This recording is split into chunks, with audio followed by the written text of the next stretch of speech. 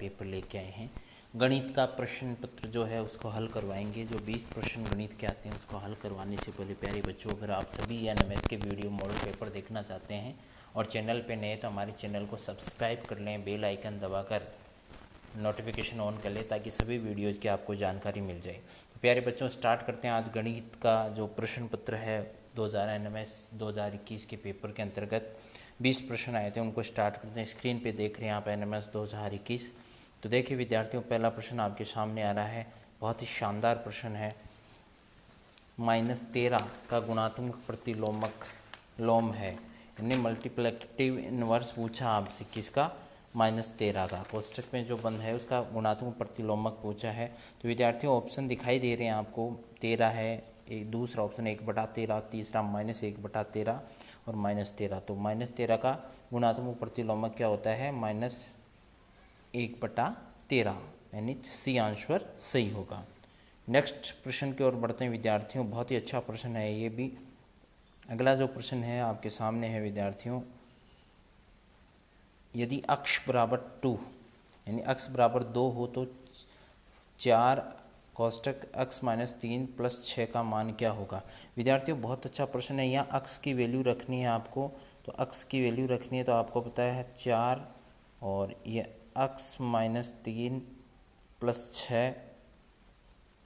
तो यहाँ पर जैसे ही आप अक्ष का मान 2 रखेंगे तो 2 - 3 होते ही क्या हो जाएगा, 4 2 - 3 + 6। तो +6 होते ही अब देखिए यहाँ से माइनस का 1, तो अर्थात -4 + 6, तो क्या बच गया आपके सामने आंसर है, वो होगा 2। इसलिए इसका आंसर हो जाएगा 1 नंबर, अर्थात विकल्प 1 सही होगा। इसका आंसर विकल्प 1 सही होगा। तो इस प्रकार से आप विद्यार्थियों आपने देखा। नेक्स्ट प्रश्न की ओर बढ़ते हैं। अगला प्रश्न आ रहा है आपके लिए, संकेत। ये जो संकेत दिखाई दे रहा है ये किसका संकेत है, आप सबको पता है, ये स्क्वायर रूट का संकेत है। किसका संकेत है, स्क्वायर रूट का संकेत है। तो इसका वर्गमूल आंसर हो जाएगा।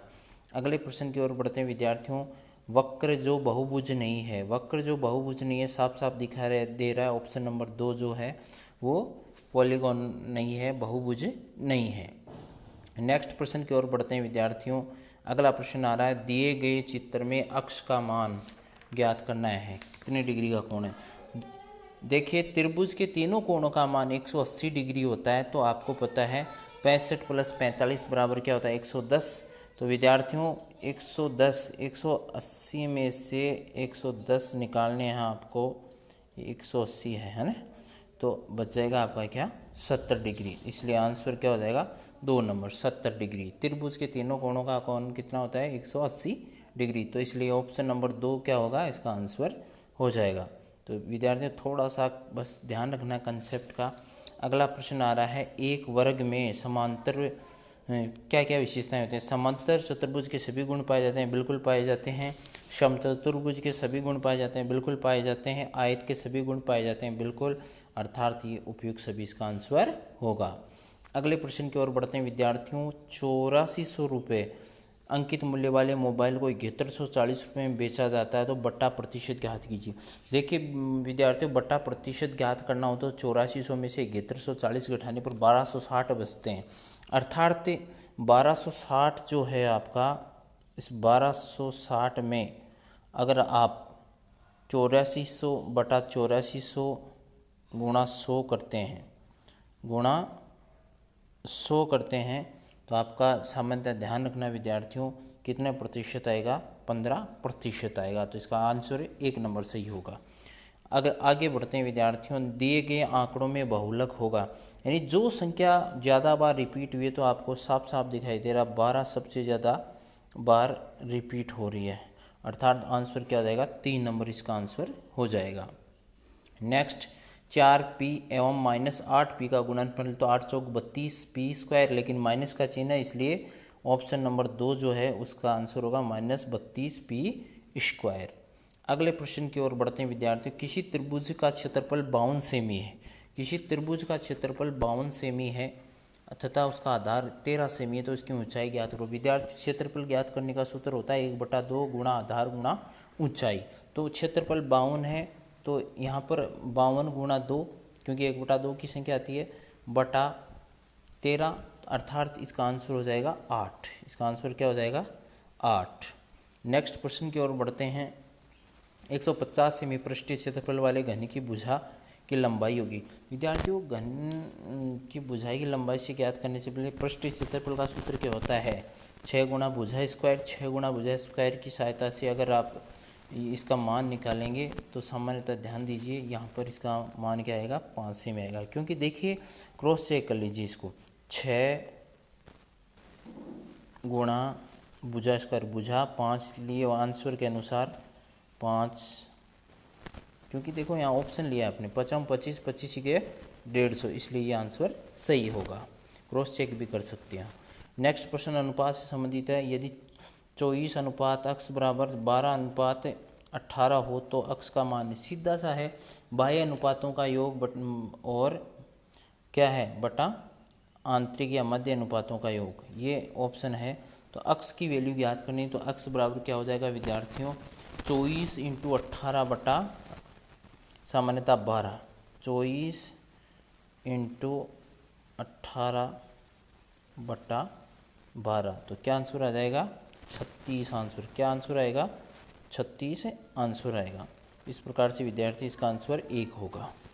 नेक्स्ट, 10 PQR QR 20 QR और 30 RP में सारे गुणनखंड जो कॉमन है वो ले लीजिए, क्योंकि देखिए PQR यहाँ पर P से क्यों P कट गया, Q से Q कट गया, R से R कट गया, अर्थात 10 20 30 में जो सारा गुणनखंड है वो है आपका 10। तो आंसर ऑप्शन नंबर क्या हो जाएगा? गुणनखंड से वैसे भी निकाल सकते हैं आप, तो इसका आंसर क्या हो जाएगा? 10 हो जाएगा। अगले प्रश्न की ओर बढ़ते हैं विद्यार्थियों। मूल बिंदु के निर्देशांक हैं। मूल बिंदु के निर्देशांक की बात करें तो ऑप्शन नंबर 4 सही होगा। अगला प्रश्न आ रहा है 5 की घात 3 भाग 5 की घात 3 का मान। विद्यार्थियों, जब आधार समान हो तो घातें आपस में क्या हो जाती हैं? कट जाती है। तो 5 में 5 का भाग देंगे तो आंसर क्या आ जाएगा? बोलो, 1 आ जाएगा, अर्थात ऑप्शन नंबर 3 सही होगा। ऑप्शन नंबर 3 क्या होगा? सही होगा। नेक्स्ट प्रश्न की ओर बढ़ते हैं विद्यार्थियों। अगला प्रश्न आ रहा है आपके लिए 24 का 3/4। देखिए विद्यार्थियों, 24 का 3/4 पूछ रहा है, तो 24 गुणा 3/4, तो 6 चौक 24, 36 18, अर्थात ऑप्शन नंबर 3 क्या हो जाएगा? सही हो जाएगा। क्या हो जाएगा? ऑप्शन नंबर 3 इसका आंसर हो जाएगा। एक कोण जिसका मान अपने पूरक कोण के बराबर होता है वह कोण है 45 डिग्री, आंसर हो जाएगा इसका। क्या हो जाएगा? 45 डिग्री आंसर हो जाएगा। नेक्स्ट प्रश्न की ओर बढ़ते हैं। अगला प्रश्न आ रहा है विद्यार्थियों आपके लिए, यदि अक्ष बराबर -3 हो, यदि अक्ष बराबर -3 हो तो व्यंजक 25 - 3 अक्ष स्क्वायर का मान। तो देखिए 3 माइनस का 3 है, तो 3 तिया 9, अक्ष का वैल्यू रखना है यहाँ पे, तो 3 तिया 9 30 27, माइनस के 27 हो जाएंगे, और माइनस के 27 में से 25 गए तो आंसर आ जाएगा 4 नंबर, यानी माइनस के 2 आंसर होगा इसका। नेक्स्ट प्रश्न की ओर बढ़ते हैं विद्यार्थियों। 42 सेमी व्यास वाले वृत्त की परिधि। तो वृत्त की परिधि का सीधा सीधा सूत्र होता है 2πr। वृत्त की परिधि का सूत्र क्या होता है? 2πr। तो यहाँ पे त्रिज्या का मान व्यास की आधी होती है त्रिज्या, तो 42/2 बराबर 21 आंसर हो जाएगा। 21 त्रिज्या का मान हो जाएगा, इसलिए 2πr यानी 2 × 22/7 × 21 करेंगे तो इसकी वैल्यू जो है 132 सेमी आ जाएगी। तो इस प्रकार से विद्यार्थियों अगले प्रश्न की ओर बढ़ते हैं। परिमेय संख्याएं 1/3 -2/9 -4/3 का आरोही क्रम है। विद्यार्थियों, यहाँ ये चीज़ बड़ी महत्वपूर्ण है। आरोही क्रम की जहाँ भी बात आती है तो आप ध्यान दे लें, बढ़ता हुआ क्रम क्या होगा?